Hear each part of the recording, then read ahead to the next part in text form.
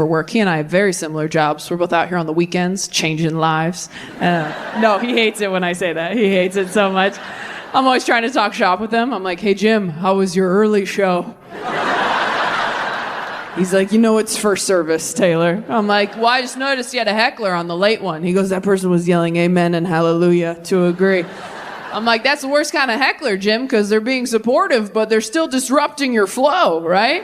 I go, I donate 10% of what I make, too. He's like, to who? I'm like, my agent, but it's still a tithe. I'm like, I'm kidding, Jim. I know we don't do the same thing. But think about this. I make them feel guilty Saturday night. You save their ass Sunday morning. I set them up. You spike the ball. You're welcome. I helped.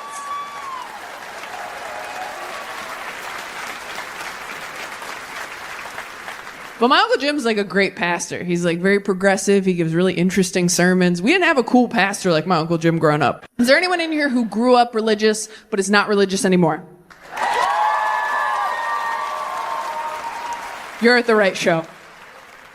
All right, of those people, who saved people? Who spread the good news while they were religious?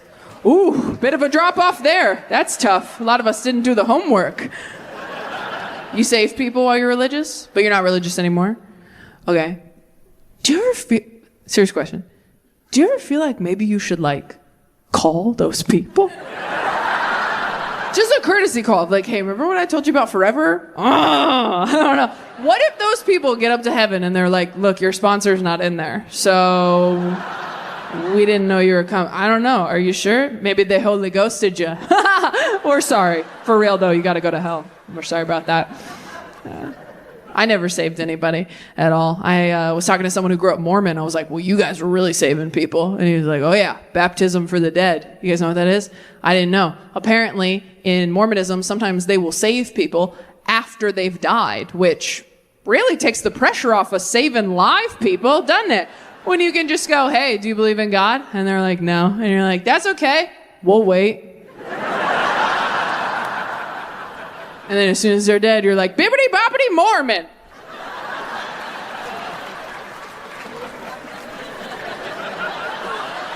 This is how you get a soul to heaven, right? Like you're trying to get poop smell out of your hinge date's bathroom. If you're not laughing, you're married, and fuck you, this joke's not for you. Enjoy shitting with the door open. Some of us have to carry matches everywhere. All Gen Z, they're all queer, they're all in serious relationships, and they are all so disappointed in me every time I start dating another straight white guy. They're like, come on, Taylor, fuck the patriarchy. I'm like, you guys, I'm literally fucking the patriarchy. Do you know how hard it is to continue dating straight men when you are surrounded by 3 queer relationships up close? Queer relationships are the most beautiful, thoughtful, creative things I've ever seen in my life. My sister and her partner are in a romance novel. Every time I talk to them, I'm like, hey, I know you had a hard week at work. You doing okay? And she's like, yeah, I did. So to cheer me up, my partner got me my favorite snack in a limited edition flavor. They got me a little vial of sand from the beach we went to on our first date. And you know how I always wanted an easy bake oven growing up and never got it? They found one on eBay.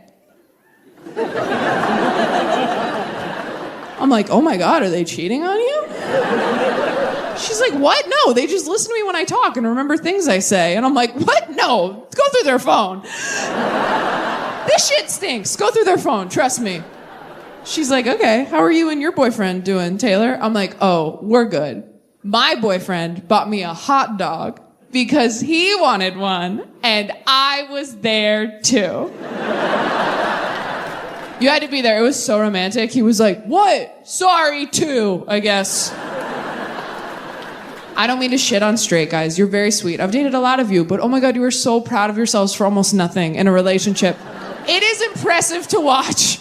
Honestly, a straight man will put a candle in his bathroom and be like, I changed my whole life for you.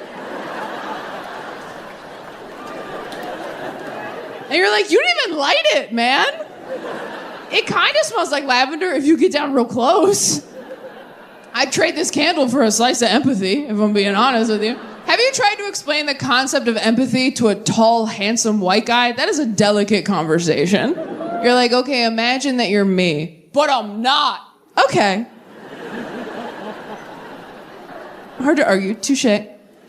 Imagine that you feel how I feel, but I don't. Okay. Imagine that you could feel how I feel. I never will. Okay. Imagine you're a basketball player. Okay. What else? I like this game. Fine. All right. So in this analogy, you're a basketball player. And you're a really great teammate. How about that? You love your team. You're loyal to your team. You do everything for your team. And your team is not noticing. Your team is not appreciating you for all you do, for the MVP that you are. And this week, your team forgot your birthday. Now, how does that make you feel? That sucks. Yes. Try and get a hot guy to empathize is like trying to get a woman to come. They're like, nobody move! We're so close. It's a car alarm. It's a car alarm. Stay focused, please. Work so hard.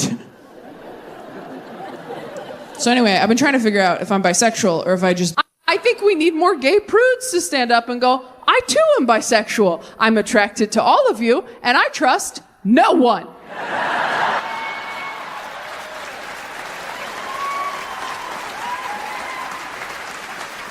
I would, but I will not. It's also scary to say you're bisexual for the same reason it's scary to say you're suicidal. There's always going to be people who are like, if you don't go all the way, you just want attention.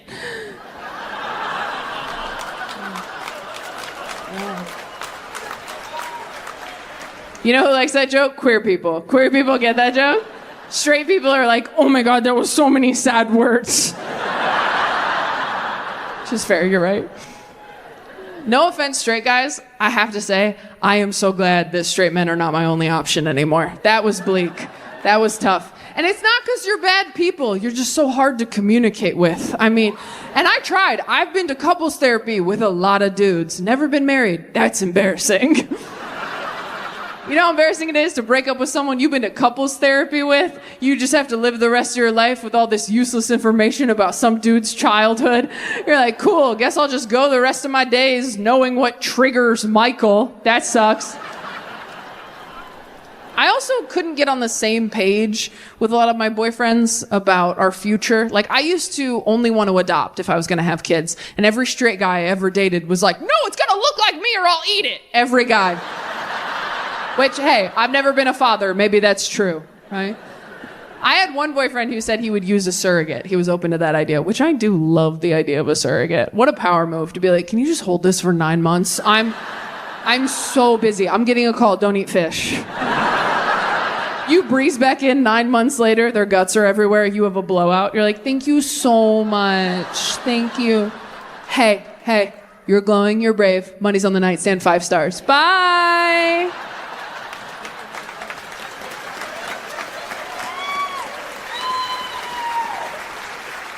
You're like, that was a lot. I'm going to do no contact delivery next time, I think. Yeah, no, you're at the right place. Just leave it on the porch, take a picture, I'll come get it when you're gone. No, you're at the right house. Look, if I was an extrovert, I would have had it myself. So. It's really good. That was not the feedback I kept getting from romantic partners, by the way. That's not what finally made me get help. Every guy I've ever dated has told me I have trust issues, which is something liars say when you're onto them.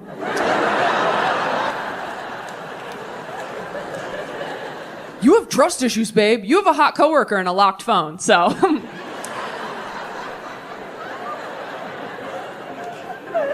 I have trust issues, but I earned them, okay? I absolutely earned them. Like, I got cheated on in college. My college boyfriend was sleeping with sex workers behind my back, or prostitutes if you're old and don't know that word's not okay to use anymore. Sometimes older crowd members can get confused because they're like, what is a sex worker? Is that what my granddaughter does on Instagram? And you're like, no. She's just hot. That's a FabFitFun box. That's a different thing. Your granddaughter that's not a job. That's not real. You can't say prostitute anymore. Calling a sex worker a prostitute is like calling a comedian a clown. You're not technically wrong, but you are a fucking asshole. So. But I told my therapist I got cheated on like this, and she didn't say what I wanted her to say, which was, poor baby sweetie, this session is free. Instead, she goes, well, you might be a self-fulfilling prophecy. And I was like, oh. And she's like, no, it's a bad thing. And I was like, oh. Well, then could you say I have self-fulfilling prophecy? Is Selena Gomez a self-fulfilling prophecy? And I said, what does that mean? I'm a self-fulfilling prophecy. And she goes, well, sometimes we expect someone to treat us poorly, so we treat them like they're going to treat us poorly until they do. You thought someone was going to cheat on you, so you treated them like they were going to cheat on you until they did cheat on you. And then you were like, see? And I was like, oh, so I'm a witch.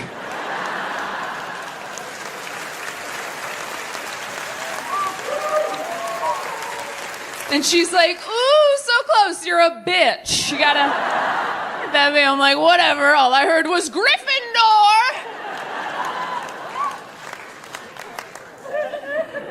I am working on my trust issues. I was so much worse when I first started seeing my therapist. I told her, like, first session, I was like, the guy I'm dating keeps answering my phone calls, hey, beautiful? And she's like, so what's the problem? I was like, I mean, I don't know yet.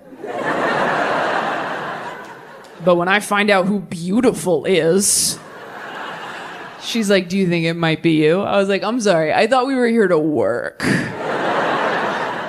I think I'm cute or whatever now, but I was an ugly kid with honest parents. And that shit stays in your bones, all right? If you were an ugly kid with honest parents, I don't care how attractive you grow up to be. At any point, if someone's like, you look really nice today, you're like, yeah, whatever. I know the goddamn truth. When I was 10, I said, Dad, am I pretty? And his response was, look. I'm not the best looking guy, right? No, but I wake up every morning and I try. I take a shower, I put on a nice suit, and I do okay. And then he went to work. And I became a comedian, I guess. That was his response to his 10-year-old daughter. Just like, you and me, potato face, these are the cards we were dealt. Get clean and match. That's all you can do. Don't sleep on wet hair. Can't do that. Maybe wear a hat sometimes. Cover up some of that head. I'm sorry, there's so much of it. I think I'm pretty. I have a big head. I know I do, because every guy I've ever dated has made a point to be like, I love your big head. That's my favorite thing guys do when they compliment the thing you hate most about yourself. They're like, I love your soft arms. You're like, okay. Yeah? I love your weird balls. How does it feel? How does it feel to be accepted? I'm a nightmare to date. Anything nice you do or say, I'm just like, whatever. I dated a guy once who told me that flirting with me was like punching water.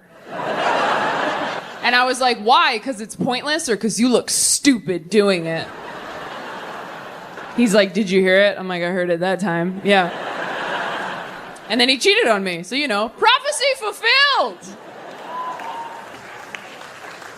I can't help it. At the beginning of a relationship with a guy, I just assume anything nice he does is a move he pulls on everybody. And I'm not gonna fall for your choreography, sir. I'm like, oh, is this your move? You open the car door for me on the date? This is like your move. This is how you do it. It's cute. Bet that works a lot. Oh, is this your move? You go with me to my grandpa's funeral, hold an umbrella over my head in the rain? This is like your move. This is how you do it. Like, oops, don't get wet. Oops, I am. Whatever.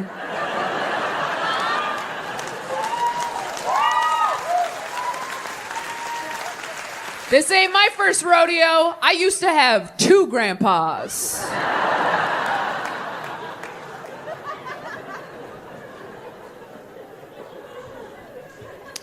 Oh, is this your move?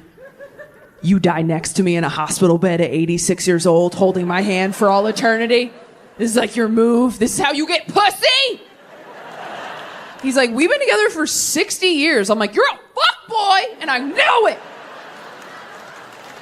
Don't bury me with this guy. He's been dying with other people behind my back. I can't prove it. Check his phone when he uses the bedpan. Now, does anyone think they have a weird sleep tip? Super weird. Oh, wow. We got a confident hand right here. What do you got? What is it? Sleep in a different city? Bitch, do you know what my job is? Sleep in a different city? Know your audience. All right, what else we got? That was not a strong start. Anybody else have anything? It's okay if nobody does. Oh, we do right here. One thing I found is get a very firm, advanced back support mattress. Get a very firm mattress. Okay, do we need to hear the instructions again? If you think you have a weird sleep tip that I have never heard of, I would love for you to raise your hand and tell me, but if no one has anything, that's completely fine. We have one hand over here. What have we got, Glasses? Cat plus Xanax. Cat and Xanax. If you think that I don't have Xanax, this is your first show with me. Okay, all right. Well, if nobody else thinks, look, it's fine. We're okay. What about here, right here? What is it? Rhythmic breathing. Okay, you guys, I'm gonna be honest. Y'all shat the bed on this one. These were some basic answers, and that's okay. What? Did someone say read a book? I'm gonna fuck you up after this show. Meet me in the parking lot. Read a book. Oh my God. Okay, right here. Wow, it's crazy that people are getting more confident as they hear other people's terrible answers. They're like, I can beat firm mattress, surely. What have you got second row? What's on your back? Vicks on your back. These are not good, you guys. Thank you for playing. All right, what is the last one? Stretch for 5 minutes! I'm never coming back to this city again. But if any of the relationships that I had in my 20s had worked out, I would not have my dream job. I would not have the career I've always wanted. And I've had a lot of cool experiences just this year as a result of being on my own. I finally got to do some shows in Europe back in April, which was a dream come true. And because I was single, instead of taking someone I was dating, I took my best friend, Courtney. Courtney's been my best friend since we were 10 years old. 20 years, she's seen me through everything. She saw me through depression in high school. She saw my first stand-up show ever. When I called off an engagement a few years ago, she kept my wedding dress in her attic like it was Jumanji. I'm like, just put this where I can't hear the drums. And she and I got to run around Europe paying for shit with my dick joke money. It was awesome.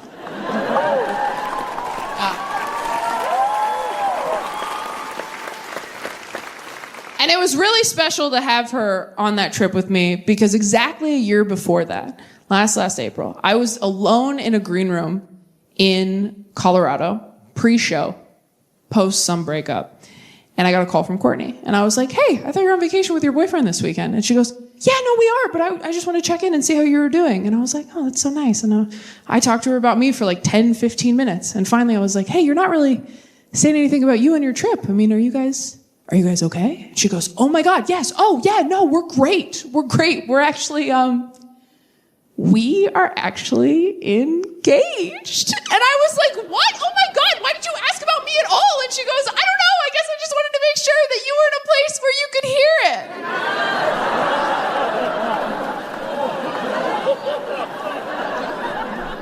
It was so sweet and so hurtful. I have never felt so seen and so insulted in my whole life. Her fiance was there the whole time. Oh, she's like, and then what else? She sounds stable. She sounds like she can handle it. That's how you know your best friends met the one, by the way, when you can no longer get them on the phone alone ever again. You call them late at night crying halfway through the call. They're like, by the way, you don't care that Todd's been here the whole time, right? And you're like, oh my God, no. I actually called to see if Todd thinks I have a yeast infection. So glad Todd is available. And don't get me wrong, I love my best friend's fiance. I think he's an amazing guy. If he died, would a little part of me be like, sleep over? Of course. But I really was so touched that she was thinking about me and my mental health during her engagement that I went out on stage that night and I said, before we start the show, can you guys do me a huge favor? Can we make a video for my best friend who just got engaged? And the crowd's like, yeah. So I got my phone, I put it on selfie mode, and I went 1, 2, 3. Congratulations, Courtney! Me and 2,000 people yelling at her. And I got off stage that night and I texted her the video to say, hey, I love you. I'm so happy for you. And look at all these people who paid to see me. I'm doing just fine. I have one of Hugh Jackman's gloves. Thank you so much, DC. You are absolutely amazing. But this last breakup was different for me because this was the first breakup I had gone through since I got on Netflix. And before I was on Netflix, every time I went through a breakup, my friends were very supportive. Like, we're so sorry, we're here for you, it'll get better. Then I got on Netflix and I went through a breakup, and all my friends were like, well, I mean, you have your dream job. So, yeah, all my friends looked at my sad face and went, you can't have it all, bitch. All of them. And I was so offended. And then I thought about it for a minute and I was like, you know what? I don't want anybody to have it all either. None of us do. It's why they keep putting out Marilyn Monroe documentaries where they're like, she's actually pretty sad. And we're like, yeah, she fucking was. Nobody wants anybody to have it all. If someone has their soulmate, you don't want them to have their dream job too. If someone has their dream job, they don't get to be in love on top of that. If someone has their dream job and their soulmate, bare minimum their parents better be divorced. I'd prefer they were an orphan.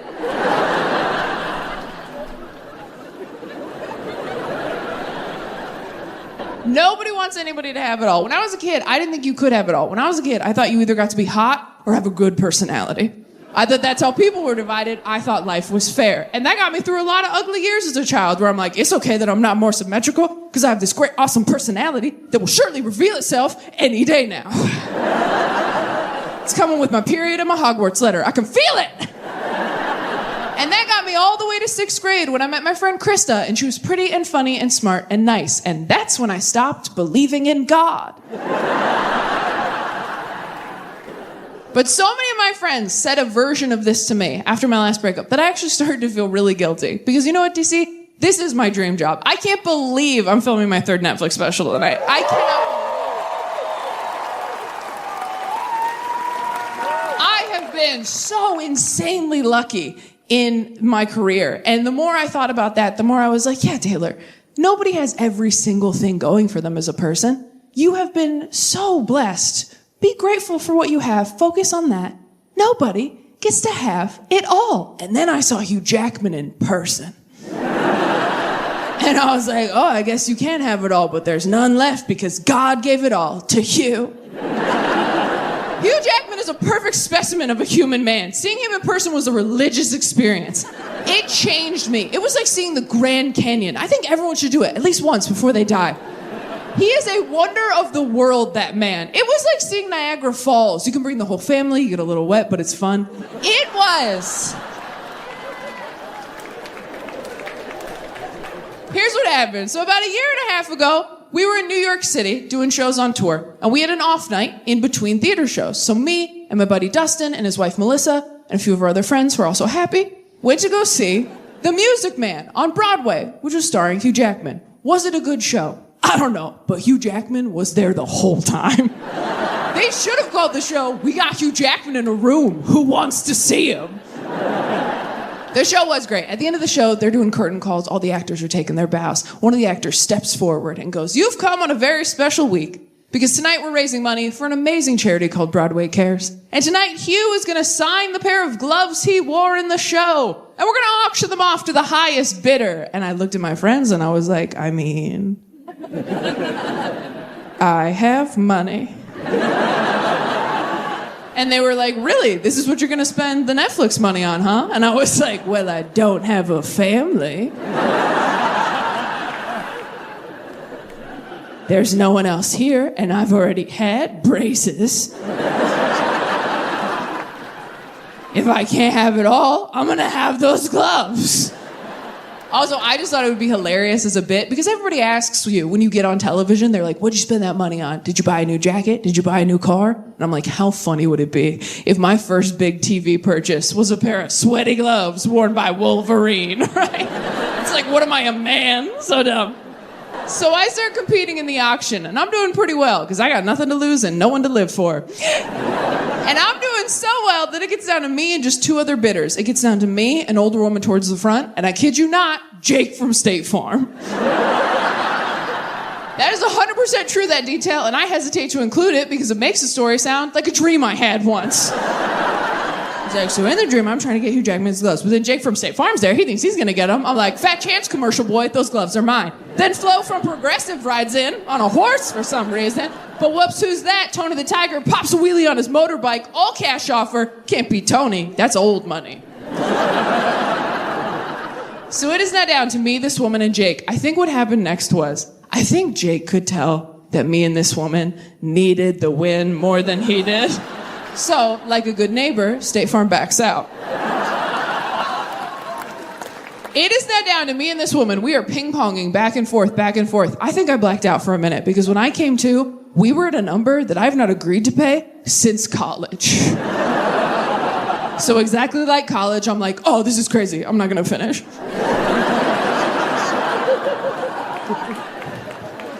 As they're about to say, once, twice, sold, the woman in the front, Hugh Jackman, steps forward, stops the auctioneer, and goes, before we end the auction, I just have to say, I am so moved by the generosity of tonight's audience. You know, I have 2 gloves. If I were to sign both of them, would these 2 ladies match each other's bid? And he looked right at me. Now, I've never paid for sex.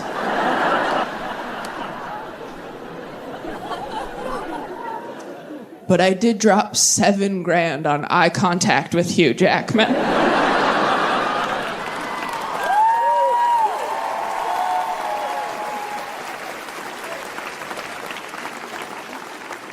Thank you for clapping. That joke was expensive. They're like, don't worry, it's a tax write-off. I'm like, don't worry, I will make sure that it is. I wish I could tell you that the whole time I was like, it's for charity. But the truth is, I completely forgot till the end. And even then, I was like barely listening. I was too busy talking to the glove, like, Hugh's fingers were inside you. What was that like? He's surprisingly gentle. I knew it.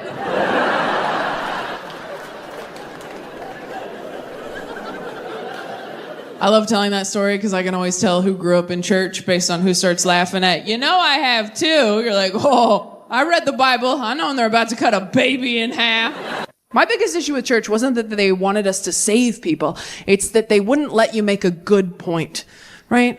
Anytime you were growing up in church, you were like, well, you have to admit, it was pretty messed up when God did this in the Bible. They'd be like, well, that was the Old Testament, you know? That was before God stopped drinking. Like, that was a different guy. Yeah, he's kind of a fuckboy back there, and then he had a kid, and he's like, I'm different now, you know? He's like, I was in a fraternity. Of course I was drowning people. Like, people change. Anytime you had an unanswerable question at church, they always said the same thing. They'd go, that's a great question, and we can ask God that when we get to heaven. Which, like, if you were God, how pissed would you be that they were sending people up to heaven like that with a bunch of questions for you? You're God. You made everything and everyone. You probably just want to do the ta-da heaven part. And now every time someone dies, you have to do a press conference? Every time someone dies, you're like, hey, welcome to heaven. They're like, okay, but first, God, when a kid dies, right, and they didn't say the prayer and they didn't get saved, that's an automatic heaven, right, God? You wouldn't send a kid to hell, right, God? Right, God? Right, God? Right, God? And God's like, fucking really?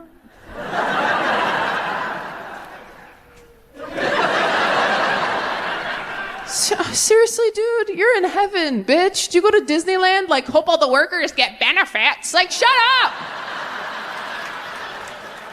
You are a killjoy.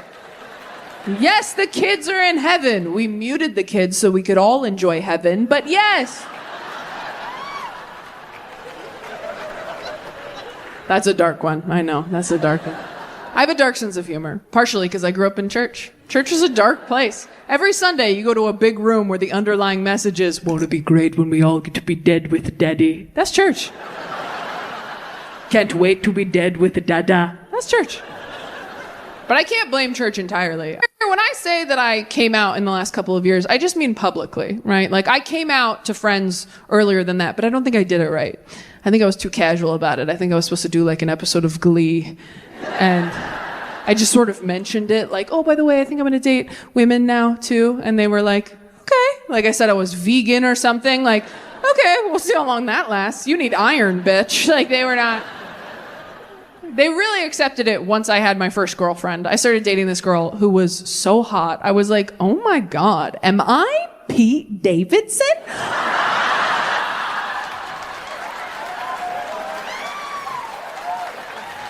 How tall am I?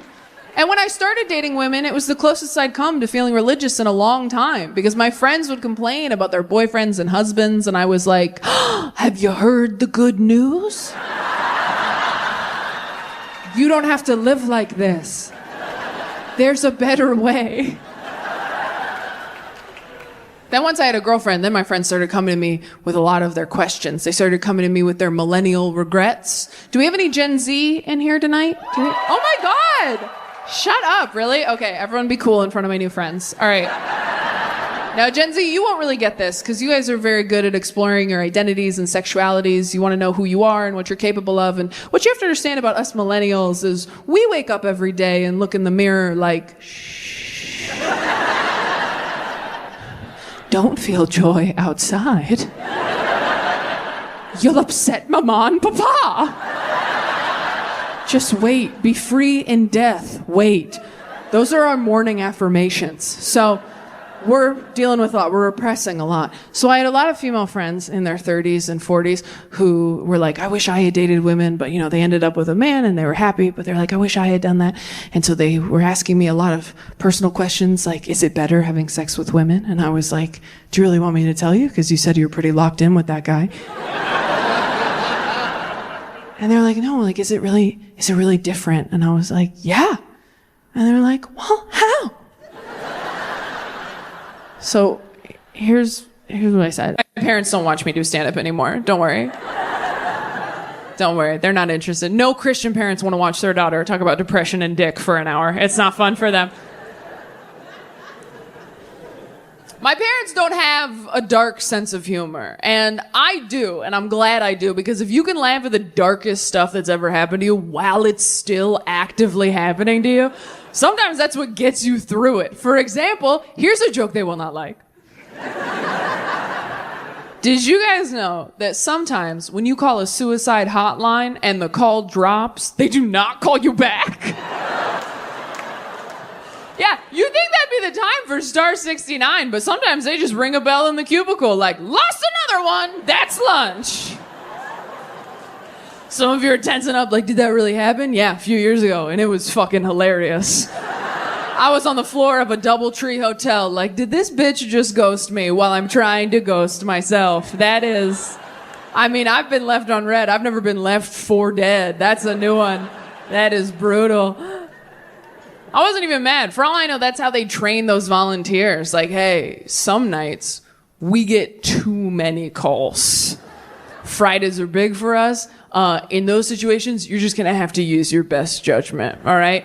Like, I usually wait for like a privileged white girl name, like a Chelsea, a Kelsey, a Taylor. Those are the salmon I throw back and hope they swim upstream on their own. Even if I was mad, what am I gonna do? Hop on Yelp? Like, 1 star, totally killed myself. You're gonna wish I killed myself after this review. I did that joke in Texas a few weeks ago, and there was a girl, white, my age, in the crowd who goes, and the wait times are ridiculous.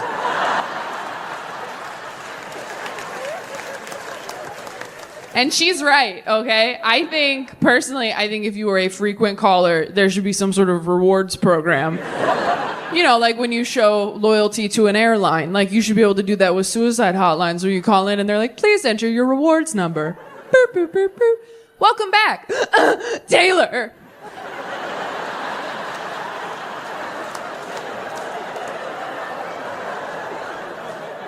Thank you for your diamond medallion status.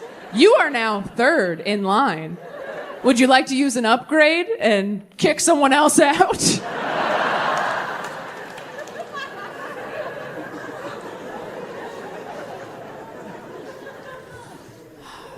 My parents are still very, very religious. That's why we're in therapy. People are scared to go to therapy because they think it's someone sitting in a chair going, you suck. But it's not. It's you in a chair going, I suck. And then your therapist is like, that's great. Let's start there.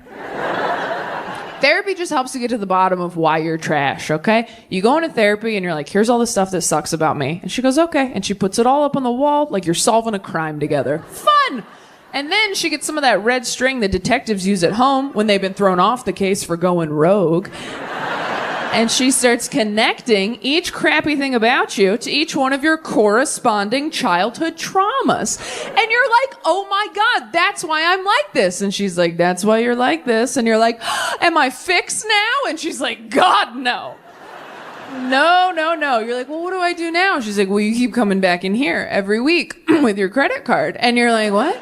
Well, will I ever be fixed? She's like, I don't know, bring your credit card.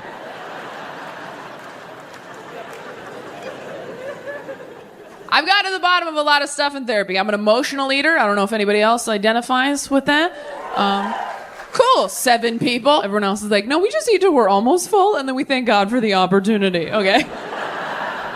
Food is just fuel for me. If you're one of those, fuck right off, for real. I'll refund your money. I don't need your support. I'm doing fine. If you don't know what an emotional eater is, it just means you like eat to cope with uncomfortable feelings. So if I'm like sad or anxious or awake, I'd like to be eating to take the edge off.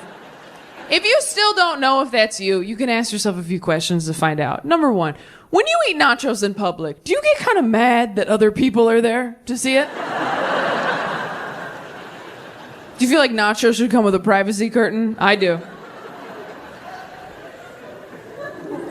Have all the best meals of your life taken place in your own car around 11 p.m. under a flickering street lamp? Have you ever eaten a brownie while you felt okay and wished you were sad so that it tasted better? Sounds like more than 7 of us. I actually did get into a new relationship pretty quickly after I called off my engagement. I wasn't trying to. I really wasn't. A lot of my friends were like, you should stay single for a while. You should maybe get a cat. And I was like, hard pass. I have never left an interaction with a cat feeling better about who I was. Every cat reacts to people the way I react to seeing girls I went to middle school with in a Target. Just like, oh no! Like that's every cat. I don't want to come home to that energy. But I wasn't looking for a relationship. I was trying to have like a fun, sexy fling, which doesn't usually go great for me because I have this round, wholesome face that people think they should build a life with. Every time I'm like, we could bone or whatever, guys are like, no, I'm all right. But you could meet my mom. Do you want to do that? You seem like you'd be better at meeting my mom than having sex. And they are not wrong, all right? I will meet your mom all night long. Moms like me so much for no reason. I was dating a guy years ago. We were totally on the rocks having problems. And I went to lunch with his mom hoping to get some advice. And halfway through lunch, she puts her hand on my hand and goes, you know, Taylor, my son's a lot like his father. And if I could go back in time, I don't know that I'd marry his father again.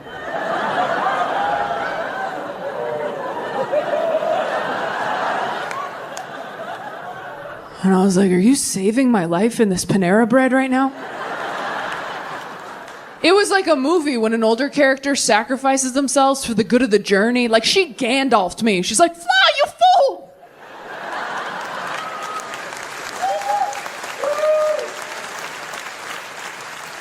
She was a bad mom and a bad wife, but such a good friend. Oh my God. Hoes before sons, am I right?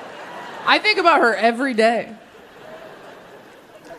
And my boyfriend wasn't looking for a relationship either when we met. Straight dudes usually aren't, you know? Women are surprised when they find a guy who can make them come, and straight dudes are surprised when they find a girl who can make them feel genuine feelings in their heart. Like, women are like, he got me off 3 times, and guys are like, I mean, I just fucking like her, dude. Like...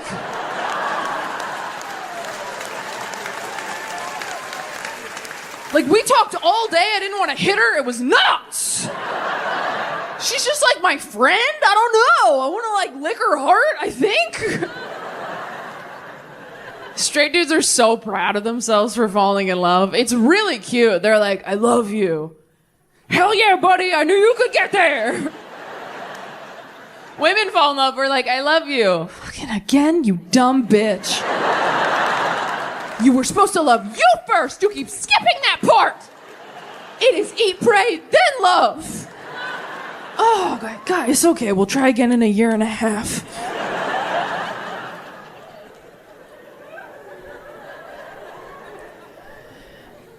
My boyfriend is 7 years older than me because I need to get back at my dad for some stuff. Older guys are just better. They're just better. You never have to ask them to buy Pepto-Bismol. They just have it in the house. They pull it out after dinner like a nightcap. Like, you want some pink juice, baby girl? You're like, yes, they would. Cheers.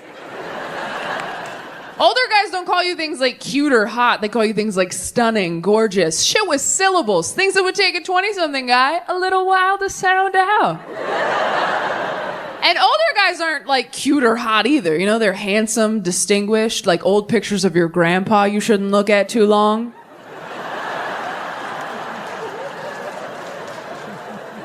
You ever find one of those in an old dusty box? You're like, who is that? Oh, that's wrong. Okay.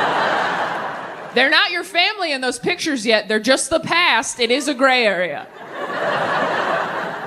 Oh, I'll get weirder. You ever see a picture of your parents when they were young and hot and you get like weirdly mad because you know they would have never dated you? I saw a picture of my dad in college football once. I didn't talk to him for 3 weeks. I'm like, you would have left me at a drive-in, you Danny Zuko piece of shit.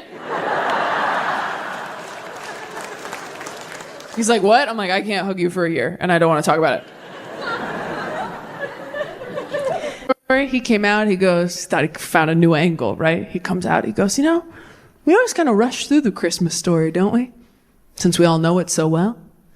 But if you ever really stop to think about what this must have been like for Mary, and all the women were like, oh, and all the men were like, no. Which one's Mary again? Oh, are you talking about the vessel? You talking about the hole we put the Lord in? You talking about the Jesus jar? You talking about the Christ cubby? You talking about the Savior sack? You talking about the prophet pocket?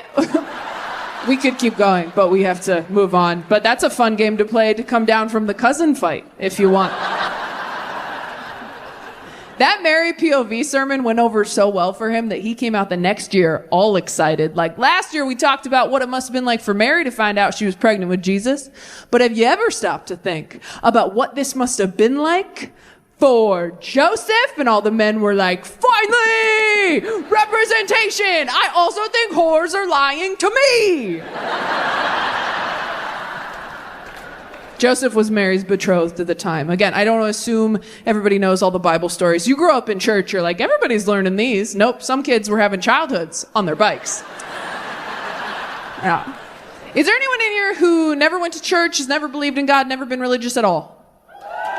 Wow, all in the back. That checks out. That checks out. Well, you sound very at peace. You sound so relaxed, but how do you know right from wrong? How do you not kill people? Some Christians talk like that. My dad growing up was like, you know, if I weren't a Christian, I'd be in jail. And I'm like, whoa, I'm 6. Let's do Goodnight Moon tomorrow instead of Dad's Dark Thoughts. Some Christians walk around like, yeah, if Sky Dad didn't have me on house arrest, there'd be some mud on my boots. And you're like, cool, let's only hang out in groups. But if you didn't grow up in church, you might not know a lot of Bible stories. You might not know any Bible stories. I won't put you on the spot, don't worry. I used to learn my lesson. One time I asked someone and they panicked and went, VeggieTales! I like that you can inconvenience your family after you're gone. That's fun for me. Because who's going to say no to taking your ashes home, first off? Like, oh, I couldn't possibly. There's no room at my house. We're full up on haunted cups. Like, nice try. Take me home. I'm so small, all right? And then if you want your family to spread you somewhere, depending on how you feel about your family, that's where you send them, right? So if you love your family, you're like, I'd like you to spread me in Hawaii over 7 days of PTO. That's what I'd like. Love you guys. Miss you. And then if you don't like your family, you can be like, have you been to Toledo?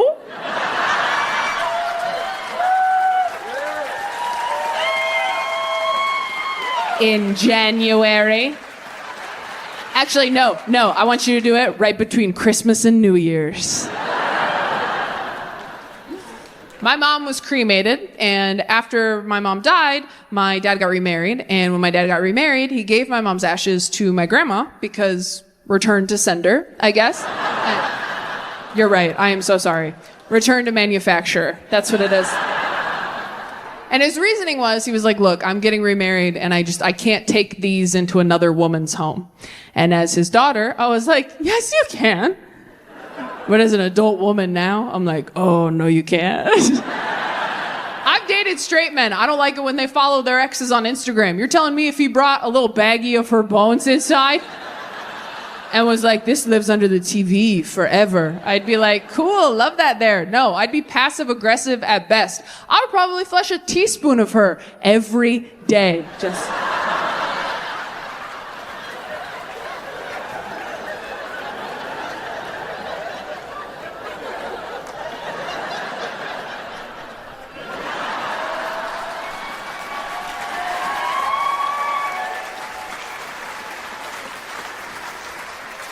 Until one day he picked it up and was like, the urn feels lighter. I'm like, maybe she lost weight. Not you body shaming the urn, babe. You know what's funny about that joke? I don't even really feel that way anymore. I think a younger version of me felt that way. When you're single in your 30s, you don't care about so much. You kind of just want someone who's not going to bug you. That's really, in my 20s, I was so insecure, so toxic. I was like, I need to be someone's first and only true love, their one and only wife. I need to be with someone who does not watch pornography. And now I'm like, you can jerk off to your dead wife if you want. I don't care. You want to put her bones under the TV? Is the TV playing my show? Then that's great. You put as many bitches up there as you want. We'll watch Love is Blind as a family.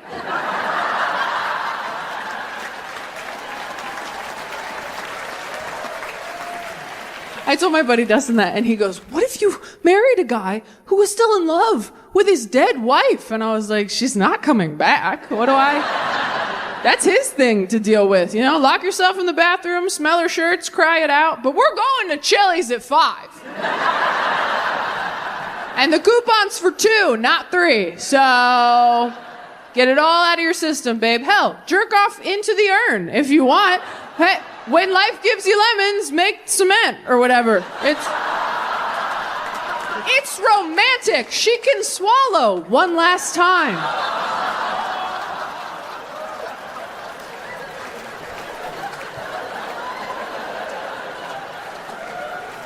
Shame on you for laughing at that. I do think my fear of... I have a friend who said they knew Prodigal Son. And I go, oh, you know the story? And they're like, oh, no, I just think there was like a show or something. I've heard the term, right?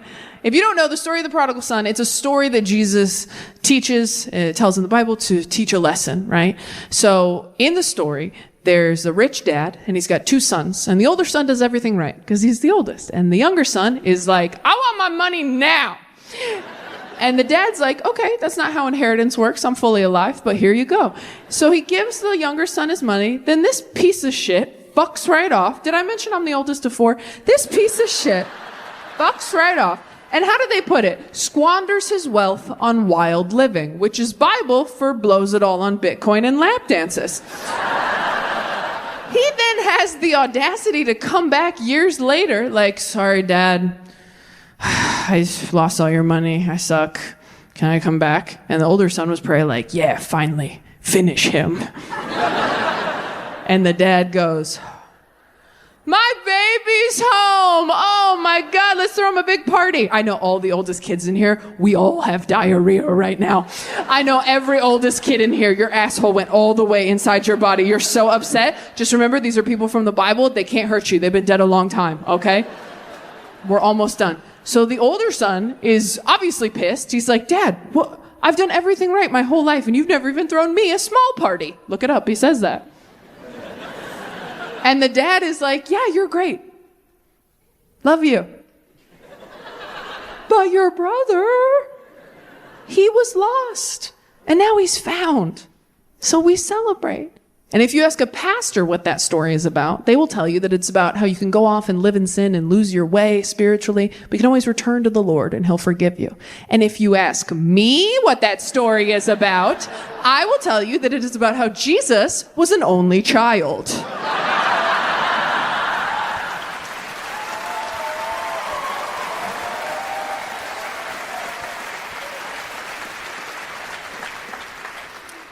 It's always awkward getting into a new relationship, though, especially right after you've called off an engagement, because you don't feel like you can say any cheesy romantic crap ever again. Even if you feel it, you just feel like you're a jinx. So when the next person's like, I want to be with you forever, you're like, oh, wouldn't that be something?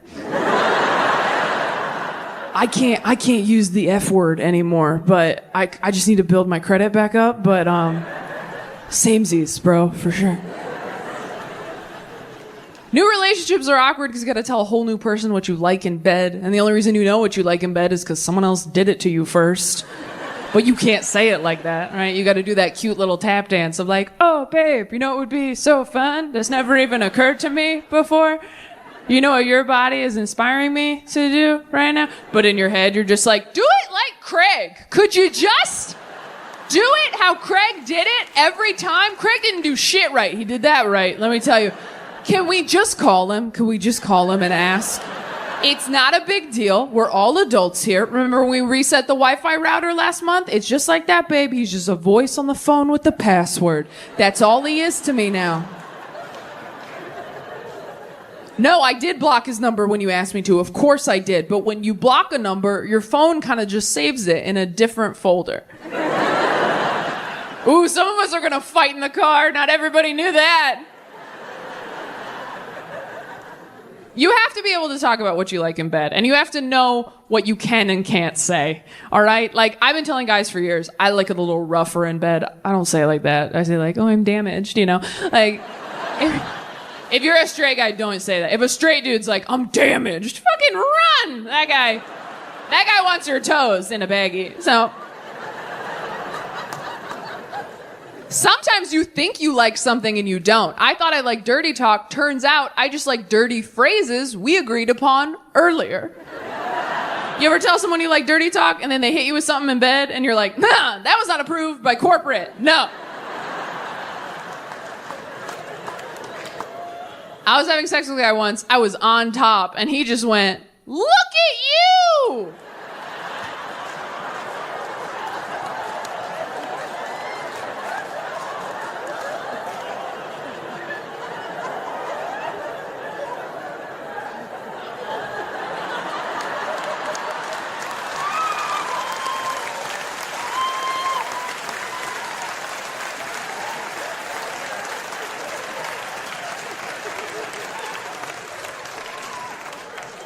Like I was taking my first steps.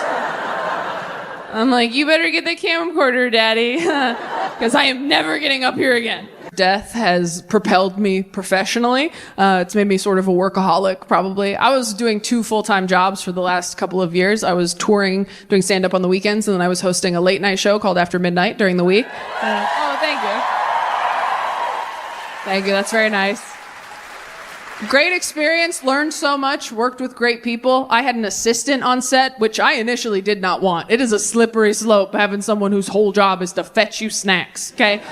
Because day one, you're like, could I borrow a phone charger? Next thing you know, you're like, could I just grab a LaCroix? Before you know it, you're like, could you just hold both my hands until I fall asleep? My assistant's name was Molly. Molly was incredible. Molly was so good at her job, I'm definitely going to die alone now because the standard of care in relationships is now Molly. All right?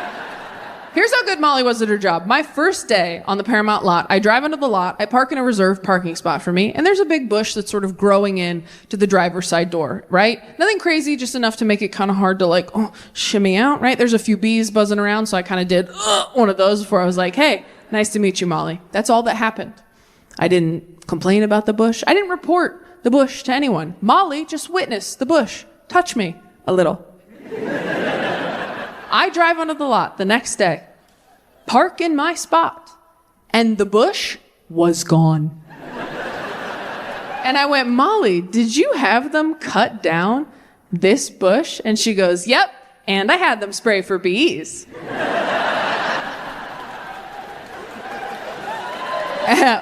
And I went, okay, no one fuck with Molly. She had that bush whacked, literally. I couldn't talk casual shit around her. I didn't know what she would do. I couldn't come in on a Tuesday like Dave's kind of bugging me today, because I'd come in Wednesday like, hey, where's Dave? He's with the bees, Taylor.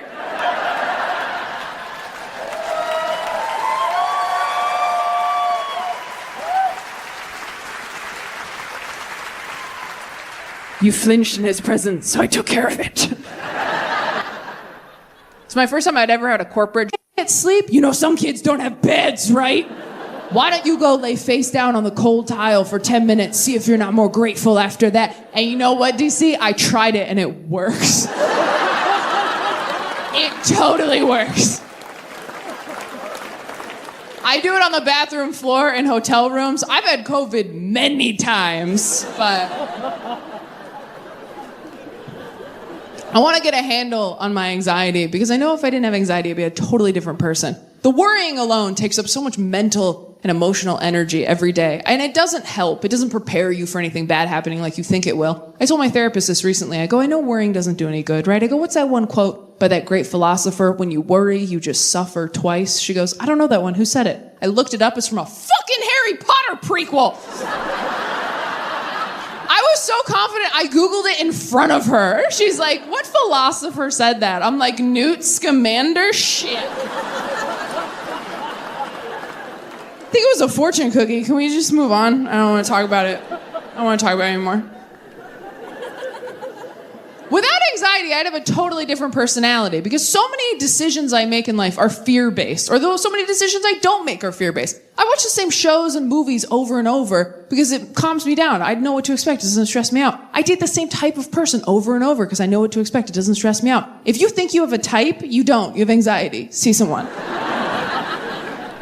I have 3 binged Euphoria too fast. Because I've been trying to date women, but it is so hard. I don't know how to get women to like me. I know how to get men to like me. That's easy. You just trick them. You just wait until they kind of like you, and then you're like, you don't like me. And they're like, yeah, I do. And you're like, no, you don't. And they're like, yeah, I do. And you're like, no, you don't. And they're like, yeah, I do. And you just do that until they get you pregnant, I think. You just have to turn it into a fun challenge for them. Like, bet you can't spend the rest of your life with me. And they're like, fucking watch me, you bitch.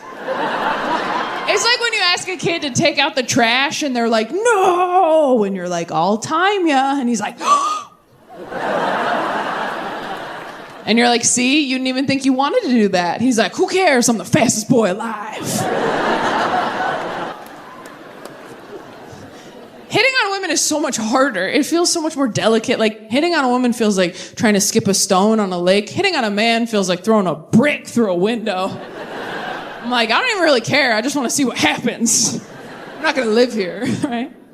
I might be sexist. I'm hearing it now as I'm talking. I think I'm sexist because when a man rejects me, I'm like, this idiot. But when a woman rejects me, I'm like, she probably knows what she's talking about.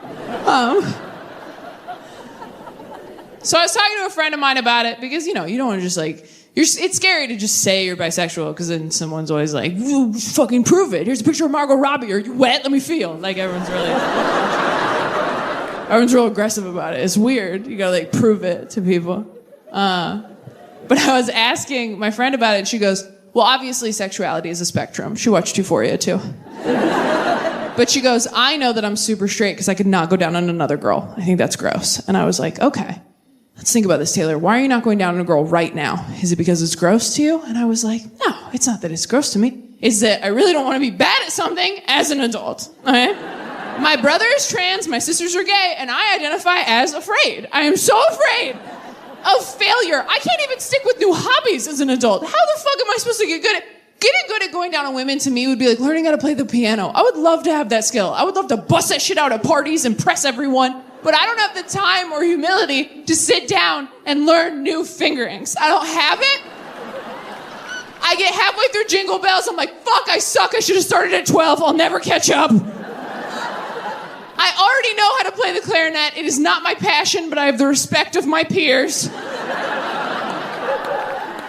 I have many years of experience under my belt, under someone's belt, under some belt. And when I was a kid, I didn't know there was another option. When I was a kid, they were like, you're a girl, you play clarinet. And I was like, what about piano? Could I play piano if I want? And they're like, sure, you can play piano.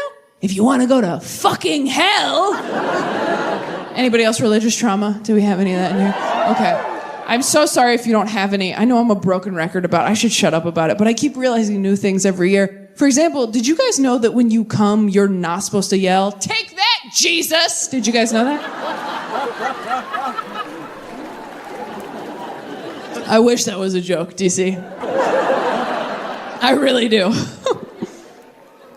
I've been masturbating like this my entire adult life, and I recently mentioned it to a friend of mine. And you ever say something out loud and realize you never should have ever? I said it so casually over brunch, didn't even think about it. I was like, oh yeah, I mean, I don't think about anything. Well, I do that. And she was like, what? She put her fork down. What? You don't think about anything? And I was like, oh no, I mean, I think some stuff, obviously. And she was like, what do you think about? And I was like, oh, you know, just like almost there, making a good time. You know, just like road trip thoughts, like keep your hands steady, don't fall asleep.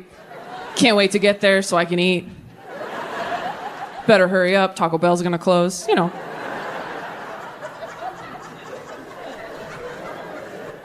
And she was like, that is so weird, Taylor. Why don't you just watch porn like a normal person? And I was like, ugh, I don't like porn. Every time I try to watch porn, I'm just like, you gotta shave there too?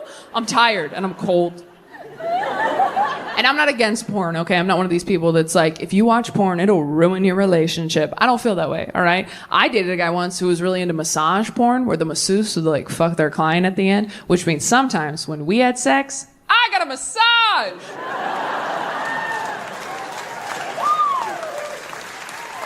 That's an example of porn working for you. But my friend was like horrified. She was like, Taylor, this like monk masturbation thing you do, it is so much creepier and weirder than any porn I've ever seen. And I've seen most of it. And she goes, there are so many different options porn-wise on the internet now. You just go home and Google porn for women, okay? Just do it, I promise. Porn for women. And so I went home and I Googled porn for women so I wouldn't be weird at brunch.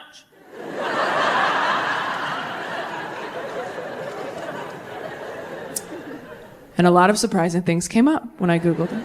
First thing that came up when I Googled porn for women was a link to Disney Plus, where all the Avengers movies are. Now, for me personally, they jump around too much. There's too many storylines. You're almost there with Loki, and now we're on Captain America. It's like, I have to start over. That's a different speed, a different pressure, and now there's a raccoon? No. The second thing that came up when I Googled porn for women was a website where real-life couples are uploading amateur sex tapes. Yeah, real-life couples are like, hey, we're so happy and in love. We thought that we would film ourselves making love and then put it online for you, a lonely person. Is it working? Are you wet? And you're like, not in the right place. No. But congratulations, what you have seems really special. But the last thing that came up when I Googled porn for women, I did not know existed. It's something called audio porn. It's exactly what it sounds like. There's no visual aspect. It's all audio. It's not really a porn star. It's more like a porn voice actor talking you through a sexy situation. It's like a podcast, except don't listen while you're driving. And because it's for women, that just means there's a story, right? Anyone can watch. They don't check. They don't just hop on the mic like, now it's out, bitch! Like they ease you into it. And so the one I found is 20 minutes long. I will send it to you if you DM me. And the first 12 minutes, the story is just a man calming you down after you've been in a car wreck.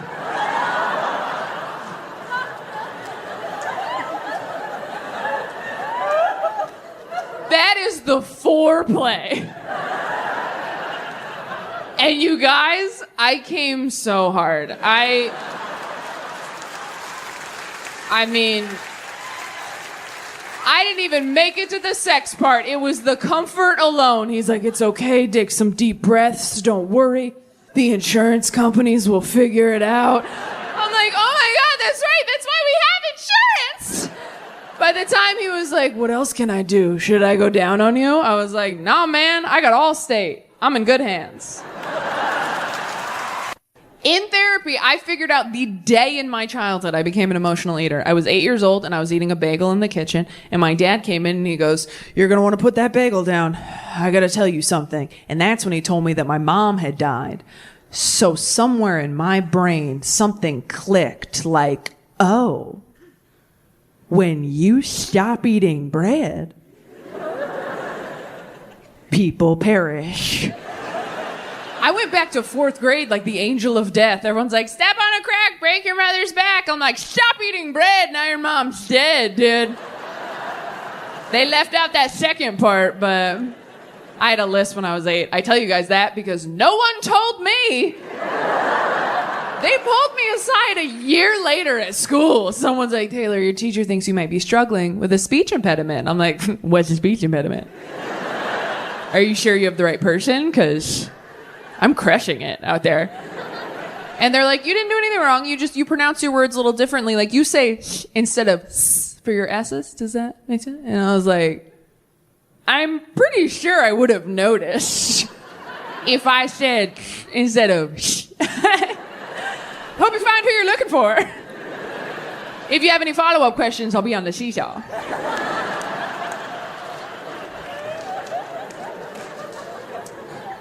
I know dead mom jokes make people uncomfortable. I know that. And if you are uncomfortable, I don't know what to say. You should have worked harder, so it was you up here.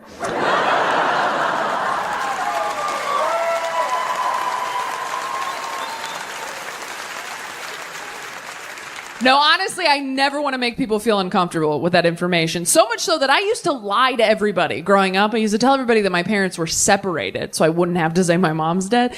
And that worked very well until recently a friend of mine found out I had lied, and she was very upset. She was like, your mom's dead? Taylor, you told me your parents were separated. And I was like, well, they were. By Jesus.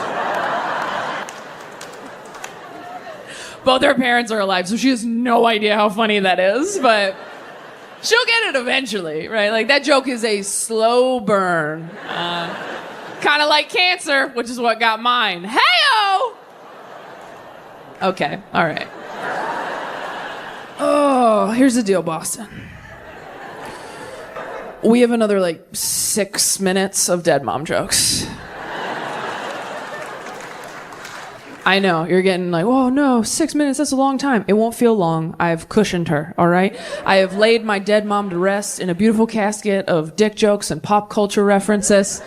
There's something for everybody over the next 6 minutes. You'll laugh, you'll cry, you'll forget she's dead.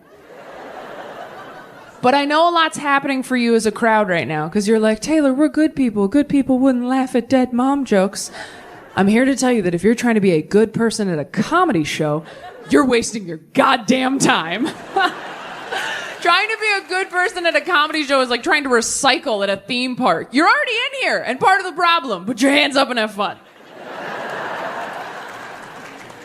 And I know you're good people. You're like, Taylor, we've known you for 25 minutes. We hate that anything bad ever happened to you even once. Thank you so much, Boston. But what you have to understand is the bad thing already happened. And now I'm talking about it into a microphone in front of people who paid to be here. Which means now the bad thing is money. Do you think I'd be this successful at my age if I had a live mom?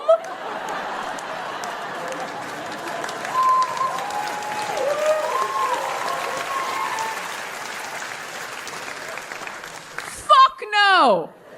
I'd be a creative writing teacher who loved myself, and I'd be sitting in the dark with you peasants, okay? She's in heaven. I'm on Netflix. It all worked out.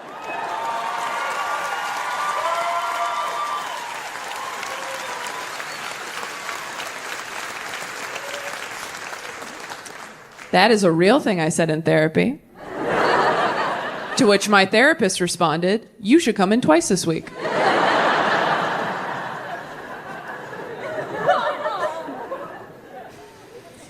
Some people get sad because I was 8 when it happened, but 8 is a great time to lose a parent because you're so stupid. You barely know what's going on. When I was 8, I was like, the only people I know with dead moms are Disney princesses. So like, this sucks, but am I about to get hot? Then I hit puberty and I was like, oh no, I guess God just hates me right now. That's a bummer. That's a joke. God doesn't hate anybody, all right? Not anymore. But have you read the Old Testament? Holy shit. The Old Testament is my favorite Taylor Swift album. It is banger after banger. Just like, you don't believe in me? Ha, snakes! Look what you made me do. I'm a 20-something white woman. Obviously, I'm going to compare T Swift to the Lord, all right? She is the only God I still believe in, all right? I don't see God revamping his old shit, and let's be honest, he probably should, because the people who own it now suck.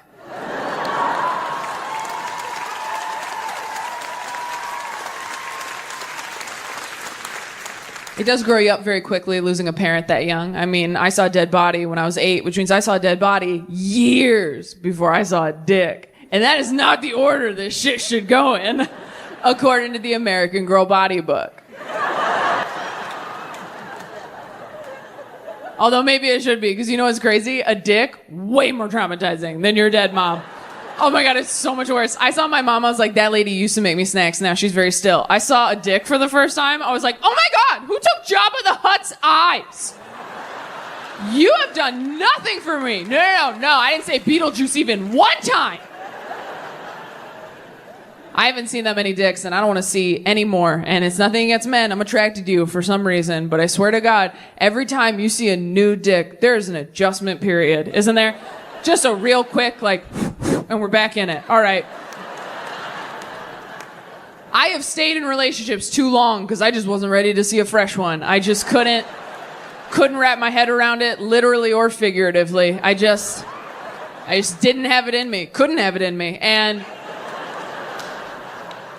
I don't care how many dicks you've seen. Every time you see a new dick, it feels like jumping into a cold pool. Just like, whoa, all right, let me just swim around, get used to this one.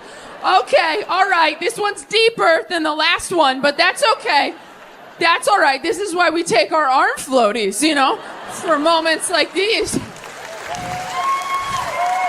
Okay. Just control your breathing. Hot girl summer, bitch. You can do it.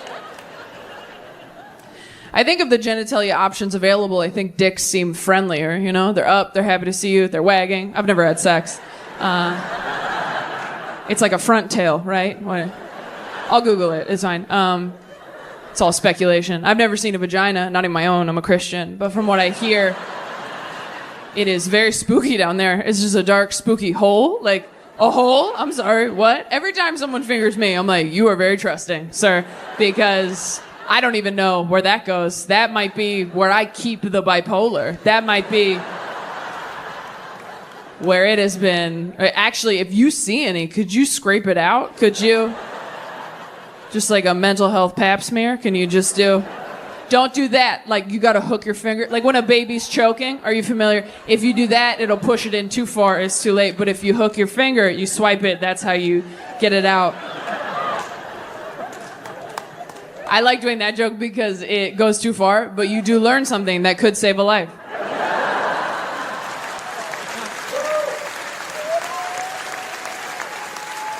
I just love the idea of years from now, someone being like, if it weren't for that dick joke, my niece would not be here.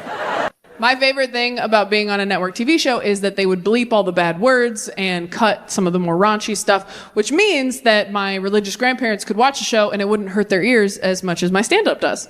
Not to say that my grandparents aren't supportive. They really are. I think that they're doing a really good job trying to understand where their liberal, agnostic grandkids are coming from. I can't stand it when people are too hard on their grandparents. If your grandparents are trying to understand you, you got to give them some grace if they mess up here and there terms-wise. When people are like, oh, well, my grandma cannot remember my pronouns. I'm like, does your grandma remember her address?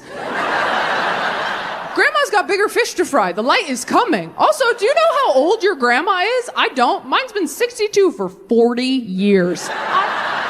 Also, you're taking more pictures of your grandparents than you ever have before, and they've got to know why, and that can't feel good.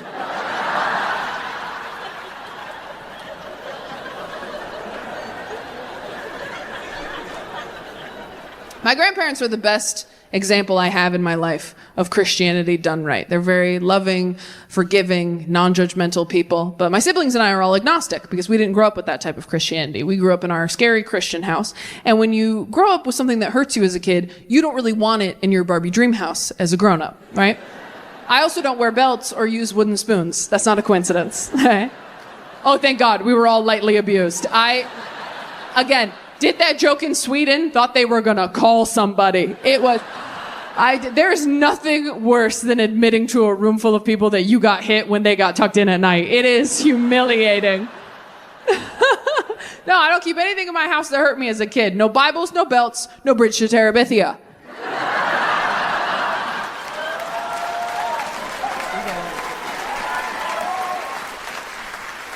I'm hoping the author sees this and writes me a personalized apology. I do think that when you grow up in a scary religious environment, you spend a lot of your young adulthood untangling who you are from who they wanted you to be. Like, I just came out. I turned 30 2 weeks ago. And that means, thank you. And that means that I have spent the last 14 years of my life trying to get good at this, trying to get good at stand-up, trying to have the career that I am now fortunate enough to have. Thanks to all of you, honestly, yeah.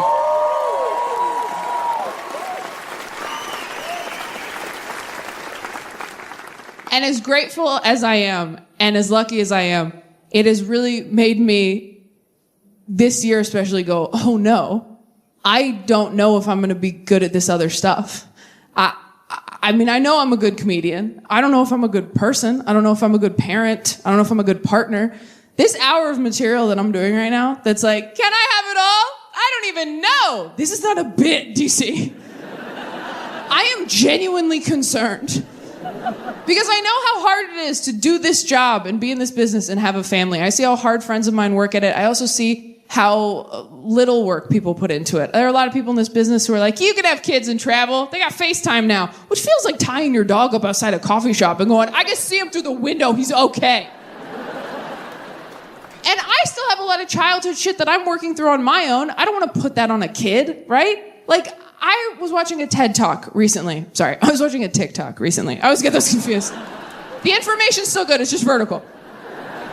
That said, if you have childhood trauma you are still working through as an adult, you need to learn how to parent yourself as a grown-up. So I've been trying to do that in order to heal. I've been trying to parent myself. But I kind of feel like I got pregnant with me in high school. And I was not ready for this responsibility.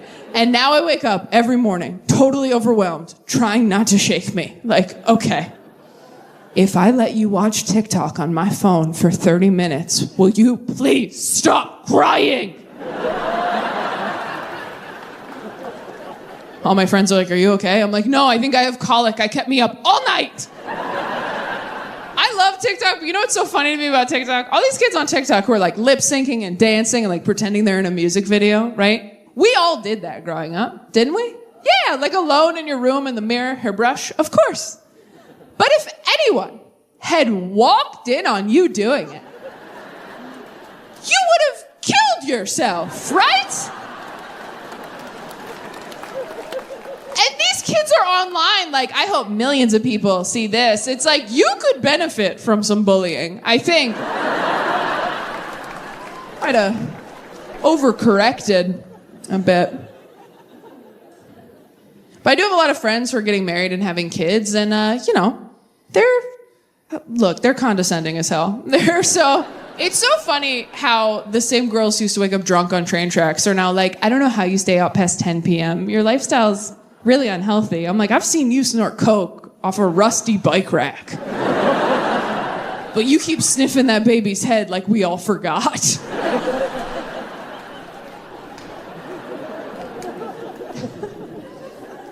But my friends who have kids and are married, like, they complain about their jobs, and I do the same dismissive thing right back to them, where I'm like, well, yeah, but you're married, so you're fine.